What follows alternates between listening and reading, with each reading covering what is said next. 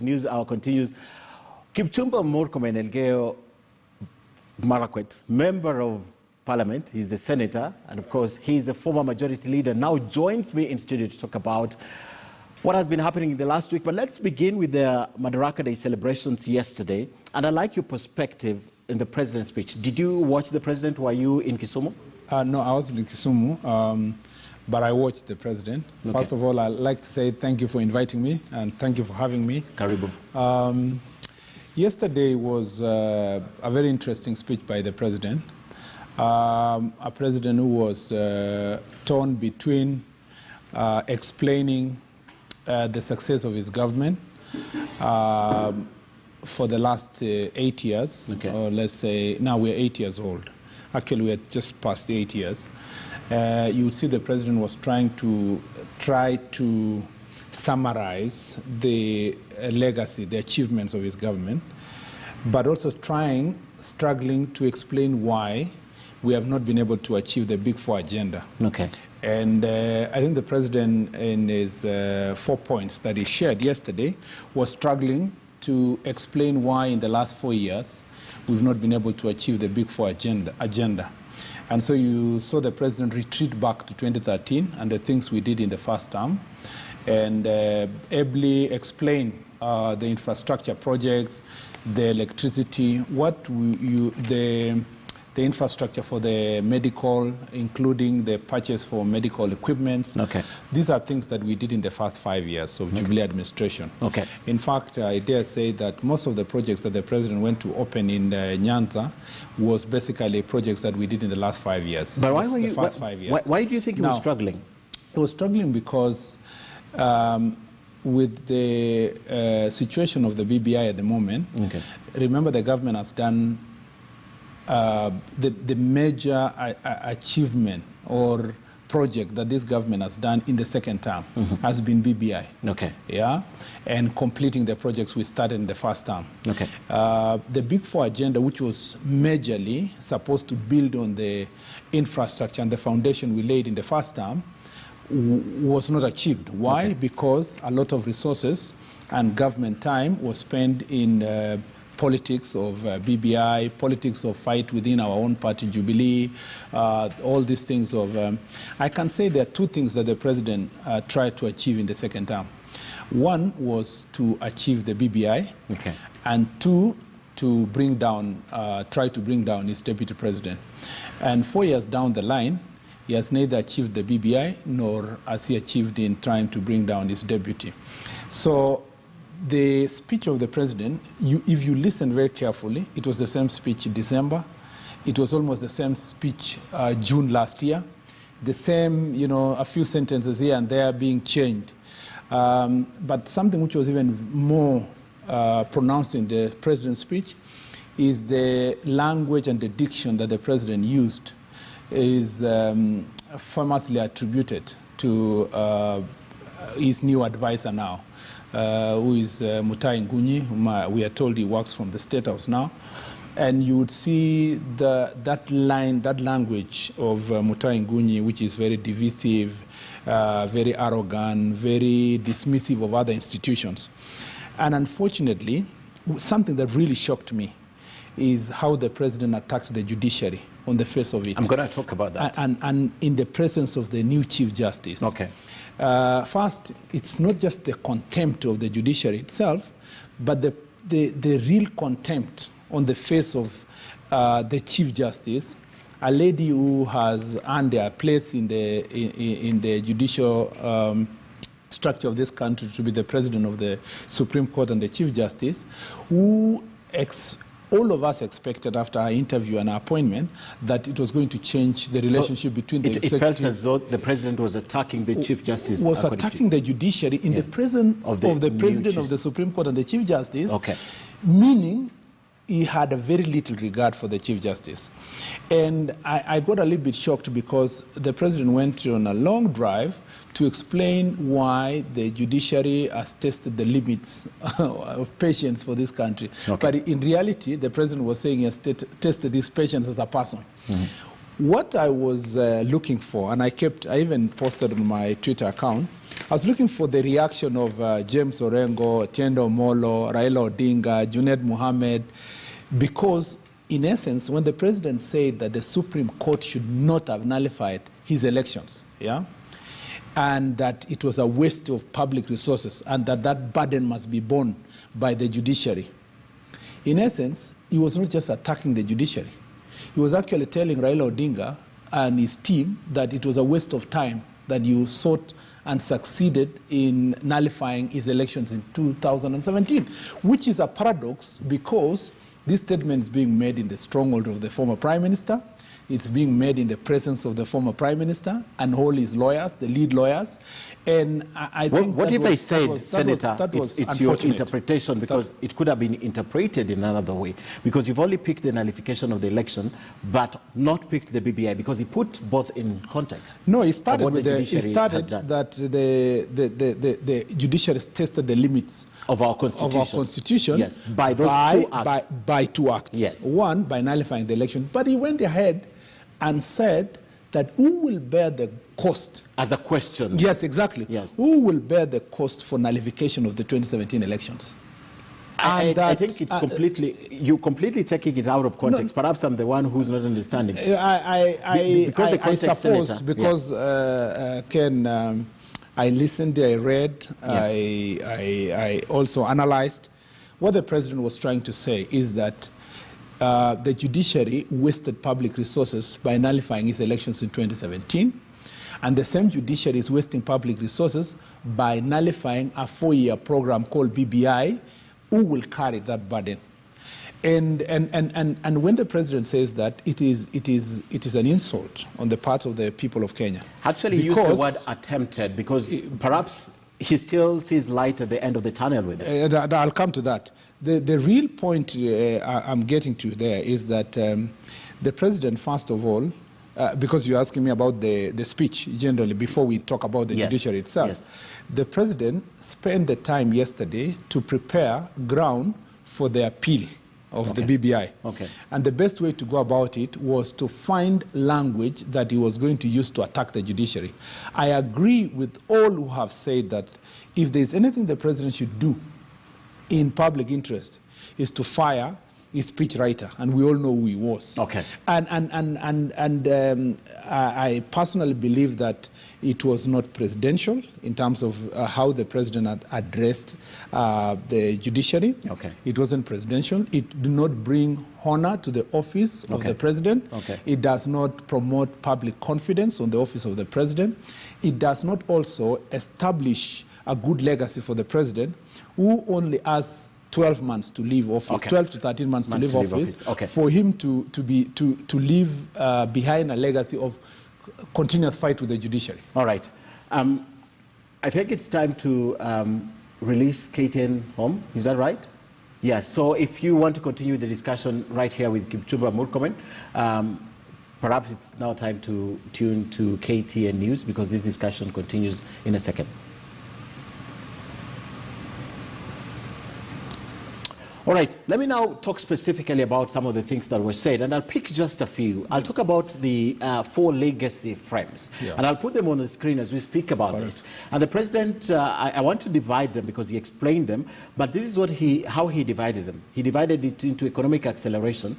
He also said big push for investments, and talks about restoration of dignity, and of course, political stabilization. Aside from that, I want to go to the other one, which is the Big 4 agenda, which you have mirrored to. The Big 4 agenda of food security, affordable housing, manufacturing, and affordable healthcare.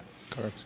As Kipchumba Murkomen is sitting here tonight, do you feel that agenda of the Jubilee government has been swallowed or is still on course? Because you are part of the Jubilee government still. Yes, absolutely. I mean, I agree with there are a number of things I agree with the president. I agree with the president that it was necessary for Jubilee administration to invest in infrastructure for purpose of laying a good foundation for commerce, a good foundation for economic growth. And if you look at a number of roads that we constructed from 2013 up to now, and some of those roads that the president was opening yesterday, a few days ago in Nyanza province and all parts of the country, and I'm sure those roads are distributed across the country, was to open up the country for trade and to make sure that farmers are able to take their produce from the farm to the market at a cheaper price. Okay. And the president attempted to explain the importance of cheap transport in terms of benefits that is transferred to the farmer, to the transfer to traders. So that one, on that account, we did a good job. We also did a very good job in laying the good foundation for energy in distribution of electricity to as many parts of the country. If you overfly our country at night, you will realize that, or if you fly the region, you're flying all over the region, I mean, across the East Africa region or African region, okay, you will find that Kenya is among the few countries, particularly in sub-Saharan Africa, where you have this level of lighting. Okay. Across Nairobi, Mombasa, but it could urban be areas, because of solar lighting, not just because it doesn't of the matter. light. It's both solar, it's part of the infrastructure that was put in place for electricity and distribution of electricity, including investment in clean energy, okay, that is wind energy, solar energy, and so forth, and GDC. Right. A lot has been done in this country, and a lot of foundation was done. And all this was to lay the foundation for now what was to be the programs of the Big Four agenda for the second term. Okay. I believe, strongly believe, Ken, that we missed the point from 2018. Okay. That's after the handshake. I would rather not even attribute it to the handshake. I just say after the elections of 2017, the Jubilee administration lost direction. The first thing was infighting.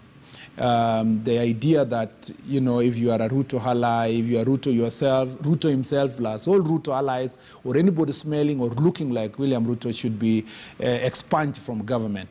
Number two is that because of this obsession for the president to look good as a president alone and to own up to the all successes of government alone, there was a lot of effort to ensure that institutions don't work. So cabinet doesn't work as it should. Cabinet secretaries have to, you know, defer to the president on everything. Instead of them advising the president, they have to be, sycophants of the president. You've seen cabinet secretaries when they're addressing the public in their speeches, you will have a speech of 2 pages, and a half of one of the pages is all Your Excellency, the president, if it was in the old days, they would have said Mtukufu Rais and all that kind of thing. So you will find that institutions are not working because those institutions have been strangled. Independent institutions that we expected to hold us accountable. For example, there was a time I spoke and I said that Parliament has become an appendage of the executive because after you stopped being the majority leader? No, Parliament before 2017, and I can be very frank, before 2017, Parliament had a strong opposition. So it is very difficult for Parliament to completely be subsumed by after. A lot of democracy, negotiated democracy was taking place in Parliament. In most cases, we retracted our position as Jubilee because we were deferring to the position of the opposition because there was an alternative agenda. During the time you were the majority. I was not even majority leader then. I was deputy majority leader. It was the first term. So by the time we came to the second term, it was impossible. I mean, really, Parliament was taking capture. I had my run-ins with the executive because of the expectation of the president for me to be a Mr. Yes in the Senate, and which maybe it eventually costed me my position, which I have no regret about.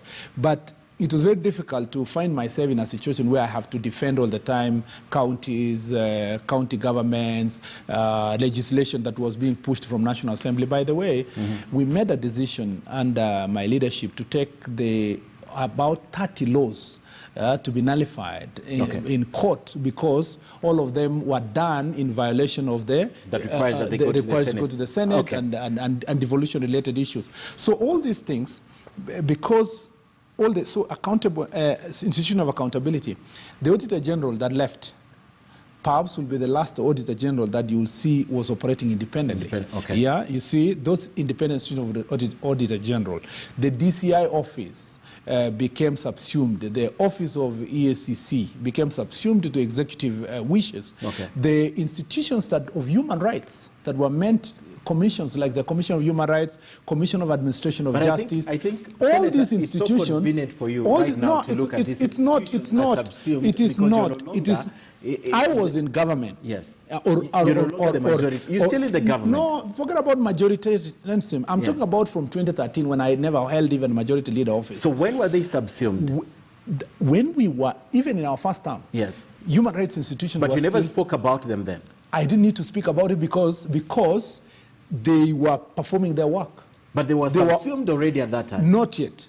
They were, most of them in the first term were appointees of Kibaki administration. Okay. And so most of them were independent in how they were performing their responsibilities. So in other words, I want to summarize this, Senator, because we are going to go back. Yeah. In other words, we lost the ball of the big four. If you allow me, yes, if you allow me to make that point, yes. To complete that point, is that once we brought down all these independent institutions, when we made sure that there was only one emperor in the office of the president to make all decisions on behalf of everybody else, it became now difficult for the country to move forward in achieving its agenda. If you contrast our administration, our Jubilee administration, with the Kibaki administration, you will find that in the Kibaki administration, both even in the first and the second term, you had an economic and social council. Tell me an equivalent of an economic and social council in this country that is still functioning. We had a Vision 2030 office that was functioning, funded and advising the government.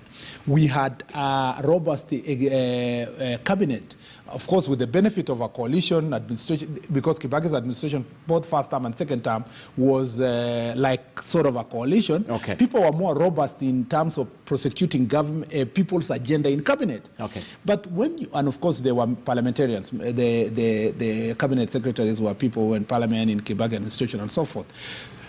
You can't find the same in this point in time. Okay. So what happened to Big Four agenda? In the second term, once the big man has said, our focus is two things, BBI and fighting anything Ruto, whether it is Ruto himself or anybody relating to him. The focus shifted. I never heard that though. But I mean, are you new in Jerusalem? But I never heard that. I had the focus. Did you have to hear? I had, yes. I no, had the but focus. Have you seen? You said once he said. Have you ever heard the wind?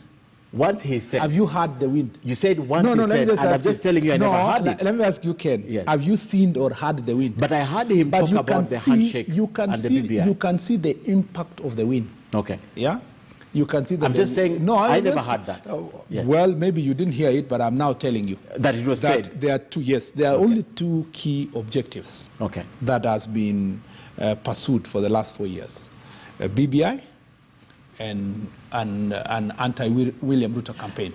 On that, I'd like to ask as a result, our program on housing, which we promised Kenyans that we'll build 500,000 houses in a year. So the Big Four was abandoned. That's the point. Our program on manufacturing was completely abandoned in terms of financing and everything. Food security was completely abandoned. So if you look at the things we are going through as a country at the moment, it's because you have now an functioning government, both in the executive and the legislature. The only institution that remained to hold us accountable is the judiciary. Okay. Let me take you back just on what you have said. So this is abandoned, and then there is the handshake, and then there is the amendment to the Constitution, the BBI. You stand on the BBI, Kipchumba. Is it based on political expediency, or your support for the Deputy President, or you never believed on the BBI at all? You have to ask yourself, BBI what? BBI Constitution Amendment? Yes. Yes. Did you believe because BBI has a lot of limbs. Okay. In the first place, the first BBI, which we totally supported, and I went public about it, was that we want to bring Kenyans together, and we want to be on the same table with the opposition leadership in terms of imagining and reimagining a new Kenya and the future of this country in a manner that will promote unity of the country and to ensure that there is a greater participation of the citizens of Kenya in running their government.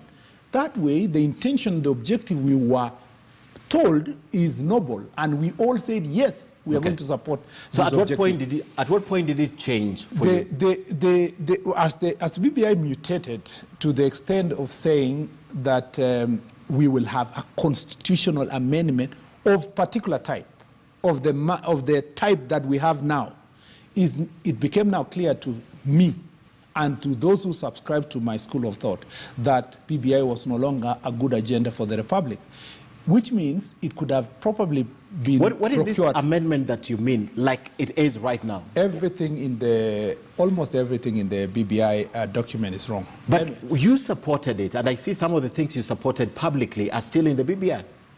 But I did not support all of them that are there. Yeah, but part of what you supported. I told you, yes. BBI from the beginning, saying that we have more inclusive government, we have a new system of government. In fact, was good, and that is still in the BBI, right? I have one speech that I see gets circulated when I was in Mombasa. Yes. And at that point in time, the proposals was that we move from a presidential system of government to a parliamentary system of government.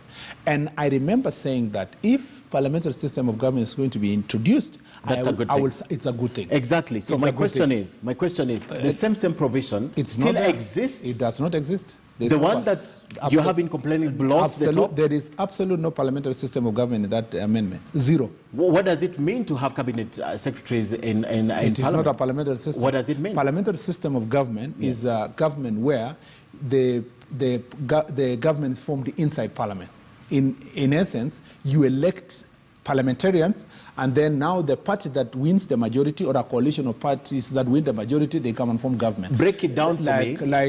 For example, a good example of parliamentary system of government is Britain. Not in terms of parliamentary system of government, but in terms of the benefits that were going to come with the parliamentary system that does not exist in the BBI. Absolutely. Right now. Which one? First of all, I have a problem with the current BBI proposal because it creates a system unknown in law in many parts in many parts of the world. We passed a constitution and adopted a constitution of Kenya 2010 that has a presidential system of government. Okay. And presidential system of government is not just calling someone a president. It is a whole system as a whole, which means that you have a president who is elected popularly by the people of Kenya. You have a cabinet that is independent of the legislature. You have a legislature that is not captive of the executive. It is but the legislature chooses to be captive or not. Let me explain to you. Yes. You have a legislature that is purely independent of the executive, in the sense that no member of legislature is also a member of the executive.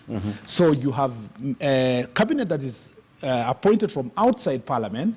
You have parliament that is equal. Every member of parliament is equal, because you know the inequality that comes with appointing 5 members of cabinet and others go to the executive, the other remain to the legislature, is the problem we were trying to solve in the Constitution of Kenya 2010. Okay. Now, what BBI has done is to superimpose a few provisions that would have been seen in a parliamentary system of government in a presidential system of government. Okay. Creating a complete confused system, where you will say some cabinet members will be appointed from outside, they will come and sit in parliament, some will be in parliament, they will go. Personally, as Kipchumba Murkomen, I am totally opposed to a situation where you have a presidential system having members of parliament sitting in the cabinet. Okay. Because that system creates first inequality. Number 2, that system creates lack of accountability. That's just one, Senator. I spoke in Mombasa, I'm giving you as an example. If, as I spoke in Mombasa, we said that we are shifting from a presidential system, we are moving to parliamentary system, where there will be no presidential elections. We are going to elect only members of parliament. Those members of parliament are coming to Bunge, and then now they will elect the prime minister. And then the accountability will be on vote of no confidence. That way, we would go to Israel way, we would go to the Britain way, we will go to a purely parliamentary system that is known. South African way is a parliamentary system. Okay. The name of the prime minister in South Africa is called president, but the president and all the leadership are come in parliament. Explain, Senator. Now, but that is one provision. Yeah, that's one provision. The second provision is in our constitution that I don't agree with. I don't agree with how they are watering down the powers and responsibilities of the Senate. Okay. That is 2. Number 3, I do not agree on the position of ombudsman in checking the executive, and that ombudsman being judiciary, and that ombudsman being an appointee of the president. Okay, I don't agree on the appointments of the president on the Salaries and Remuneration Commission, so that then all public servants that should be protected by an independent Salary Remuneration Commission are dependent now on what the president is going to do with the appointees. I don't agree. I have a lot of things that I agree. I don't agree. The four examples are good, or not what are not good. Yes. But take me back to the things that are good. You're a protector of devolution. As a senator, there are good things in that document. Correct. Why do you want to throw the baby with the bathwater? Because there are good things in that document. But you've totally said, because I don't agree with these provisions, I'd rather not have it at all than have half of my loaf of bread. Everything that is good in the BBI can be achieved without amending the Constitution. For example. Not everything, yes. Everything. Not everything. And I'm telling you everything. According to you, what is good? Everything. Yes. And I'm going to give you an explanation. Yes. What is good in this BBI proposal? BBI proposes amending of various acts of parliament that will give youth, give tax holiday to businesses, small businesses, give tax breaks or payment of help for youth and so forth. All these are legislation that can be passed in parliament. Number two, it talks about raising the resources to go to county to 35%. That 35% does not, you don't need a referendum to do that. Yeah. You don't even need amendment of the Constitution to do it. You just do it. You can just decide. You just do it. But the thing is, what is the percentage? Wait, what is the percentage right now that goes to the county? The percentage that goes to counties now is between 20, but the last all the period as entrenched in the law. What does the law say about that percentage? It says at least 15%. 15%. It is in the law. What is wrong with having it as 35 within the law? That's why I said, if you say even at least 35, in the law, it does not, as I've told you, you can achieve even 50% without amending the law. But what is wrong tomorrow? If you let me put it to perspective, then you answer. No, you will put it. You will answer. That's okay. What if you get a president or a government without public goodwill, and he decides, I'm not going to do it because it's my discretion? What would you rather? I entrench it in the Constitution, or I leave it to the whims of a ruler or leader of a country? Which one would you rather? First of all, the leader that is telling us that he wants to amend the Constitution to give us 35%, should first of all do it by example. Yeah. That's not Number two. I'm just telling you the truth. Yeah. Do it by example. But to go and pick a good provision of the law that doesn't need to be amended to help him now carry the whole bad things. Let me ask you, if you are given today very good water, nice water, very well purified, and then it has very little poison, will you say, let's not throw the baby and the bath water? And let me take this water because it's beautiful, purified. The company has used a lot of money to purify this water. Let me just drink it. No. The other thing is what we are telling Kenyans is that all the good things that is in the Constitution are basically being used as a bait for you to swallow the poison that is in the amending the Constitution. I'll give you another example of a good thing that I think exists in the Constitution, which members of Parliament during the life of this Parliament have failed to do, and the last one, 5 times, the gender, the 2/3 gender, they have failed completely. The Constitution, the proposed BBI sorts this out. It doesn't sort it out. It sorts it out by the nominations, by designating seats. Let me tell you. Elective seats, and saying that there shall be a woman, there shall be it sorts it out. It doesn't sort it. Why do you say it doesn't sort it out? Listen to me, it doesn't sort it. First, it proposes that all the positions of the elected women representative in the National Assembly be moved to the Senate. And therefore, nominate now the rest of the women who will not be elected in National Assembly, or men, whichever gender, but for now we all know is the women that have not been elected, should be nominated, so that then it increases nominations to about more than 100 members of Parliament to come to the National Assembly. But it does something that many people don't want to discuss. It creates a sunset clause to that gender principle of Article 181 of the Constitution. Even right now we have a sunset. We don't have a sunset After clause. 20 years, we are not abolishing it? No, it's not there. Okay. It was permanent. It was permanent. But now it creates it now creates a sunset clause that says that these positions shall be in place up to 2037. Okay, that is now 10 years from, about is it 10 or 15 After years the enactment, from the 2022 which elections. Yeah, exactly. There shall be now elections in those positions. That those positions will be... but you know what is the paradox or the contradiction? The Article 81 that creates this principle itself that at least a third of members of parliament in every institution must be of either gender has not been amended in the BBI. So what it means is that we will go to the sunset clause, we complete the 15 years, then we'll revert back to Article 81, and we suffer the same problem that we pretended right that we are supposed to solve. Okay, but at least for the 15 years, you agree with me, even the current constitution is being amended after 10 years. Yes. So you agree with me, even after 15 years, it's still better than we have done in the 2010 constitution. I agree with you to that extent, but it overburdens Kenyans for nothing. Now we are back to the burdening. I'm coming to that to this issue. Yeah. You extend the constituencies by 70, yeah, and instead of using the extended constituencies to achieve the gender parity rule, you extend this to now 360 constituencies that are unable to achieve gender parity, and then now create room for nominating over 100 members of parliament. Okay, I want to take it back to... And by the way, why 70 extra constituencies? No, I think that one is one of the provisions that is so... Why not 10? To distribute the... Why not 15? Well, let me take you back to this. And why distribute in that manner when the constitution itself has two parts? Part one, now you're going to create a situation where there are constituencies that are distributed based on a schedule of a constitutional amendment, and then there is others who are going to be subjected to Article 89. Talk to me about, in terms of you are against the limitation. You're against the proposed amendments, most of them in that document. There are Kenyans who are pro that document. You're just what? There's the will of people who signed with the signature and was verified by the IBs. Forget about what the court said as at this moment. There is the Senate where you sit and you voted no. There is a National Assembly that also sat on this. There are the counties, right? There are the experts who sat down to talk about this. You are only considering your part because you really celebrated this when the courts called it null and void. And now it's under appeal. As they should. Do you consider the feelings of all these people and the intention in that? I was not the only one who celebrated. You're not the only, I'm asking you. I know for sure that many Kenyans celebrated. And I can tell you why.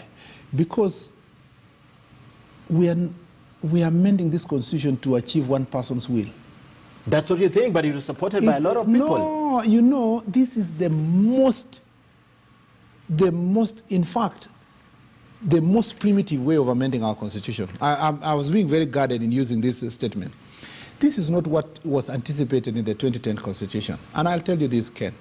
In 2002, 2003, I had the privilege of working with the Constitution of CKRC, the Constitution of Kenya Review Commission, headed by Yashpal Gai. And we went all over the country. The greatest objective objective that Kenyans were looking for was to limit the powers of the president to amend the constitution. And why was that so?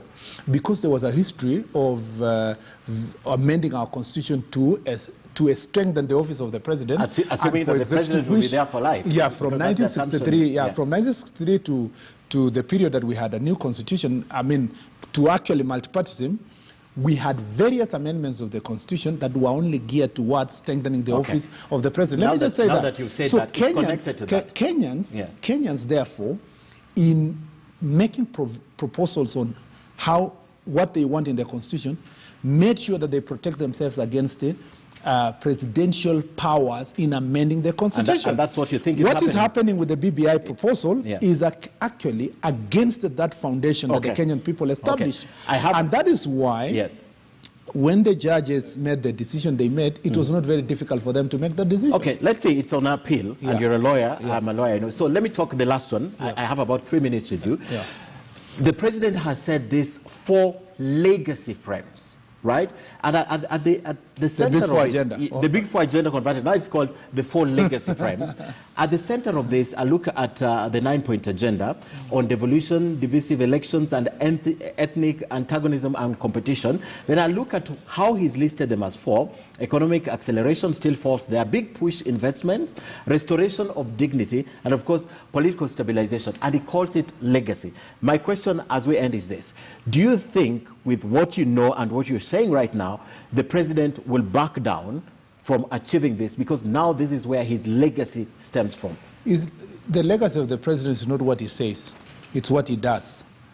And you know very well that the president is talking about strengthening institutions when he has not appointed the 41 judges. One has passed on 40 judges. Mm-hmm. We know that the president is talking about in his agenda that he wants to unite the country when we know his appointments to various positions in government do not respond to You that. never criticize that when you are the majority leader. Does it make it right? No, you should have criticized. I don't think you should be comfortable I'm asking you a question. Right yeah. Does it make it now right? Because if it didn't make it wrong, then why is it? Is it right today? No. Why? No, I'm just asking you. I'm asking you a simple question. I'm also asking you why did you something right? Is something right or wrong depending on what Murkomen thought that time? No, if you sit here comfortably and criticize, absolutely. I expect that at that time you should have also realized. If I didn't criticize that time, it means it was right. No, you should have mentioned it. No, let me ask you, are there people who criticized that time? Yeah, the one so it means that it was wrong. But you as no, let me ask right you, now, I'm asking you're a simple compromised. question. You're I am not compromised. You're compromised yesterday, by where you stand. Yesterday, yes. Raila Odinga, James Orengo, Mbadi, all these characters were criticizing the president yes. for not failing to achieve that constitutional threshold. They're the ones who are clapping now. Does it mean now it is right because they are the ones who are clapping? You see, the point is we must get rid of our short-term political interest and ask ourselves, does it become right now because Murkomen is on this other side? No. So I'm trying to tell you. Yes. I'm trying to tell you that the president must demonstrate by actions. His legacy will not be what he says, it's what he does. What he does. Please, Ken, because you called me here. I'm giving you a lot you asked me the question and then you interrupt. No, you've asked. So I've told you, yes. One, that he must live by example, respect court orders, respect the judiciary, make the appointments that for the 40 judges. For the 40 judges. Yes. He must proceed also to make sure that all state appointments respect the idea that he's telling Kenyans that he wants to bring one unit in the country. All the things that the president is expected to do, he must respect the independence of institutions, oversight institutions, parliament. Okay. He must, once he does all these things, let him come back and tell us, I have been so obedient to the Constitution. I have implemented the Constitution fully. I think because I have done it and I have the clean hands, now I can come to you to say we can improve on 1, 2, 3, 4 parts. Okay. So you can't tell us, let's amend the Constitution when you don't even believe in the current Constitution.